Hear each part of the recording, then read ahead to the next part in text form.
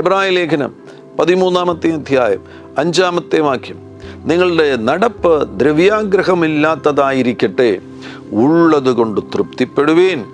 ഞാൻ നിന്നെ ഒരു നാളും കൈവിടുകയില്ല, ഉപേക്ഷിക്കുകയുമില്ല എന്ന് അവൻ തന്നെ അരുളി ചെയ്തിരിക്കുന്നുവല്ലോ.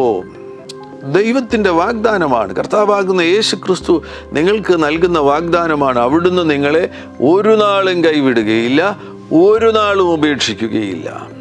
യേശു തന്നെ നേരിട്ട് തൻ്റെ ശിഷ്യന്മാരോട് പറഞ്ഞിട്ടുണ്ട്. യോഹന്നാൻ്റെ സുവിശേഷം 14-ാമത്തെ അധ്യായം അതിൻ്റെ 18-ാമത്തെ വാക്യത്തിൽ, ഞാൻ നിങ്ങളെ അനാഥരായി വിടുകയില്ല, ഞാൻ നിങ്ങളെ അനാഥരായി വിടുകയില്ല. ഒരനാഥത്വം തോന്നുന്ന സാഹചര്യം ഉണ്ടാകുമ്പോൾ ഞാൻ ഇനി എന്തു ചെയ്യും, എനിക്കുണ്ടായിരുന്ന ജോലി നഷ്ടപ്പെട്ടു പോയല്ലോ, എന്നെ സഹായിക്കുവാൻ ആരുമില്ലല്ലോ എന്നുള്ള തോന്നൽ, ഒരനാഥത്വം അവിടെ ആക്രമിക്കുവാൻ സാധ്യതയുണ്ട്. ഒരാഘാതം നിങ്ങളെ ആക്രമിക്കുവാൻ സാധ്യതയുണ്ട്. അതിന് ഇരയായി തീരാതെ ദൈവത്തിൻ്റെ വചനത്തിലേക്ക് ശ്രദ്ധ തിരിക്കുകയും വചനത്തിൽ നിങ്ങൾ വിശ്വസിക്കുകയും ചെയ്യണം.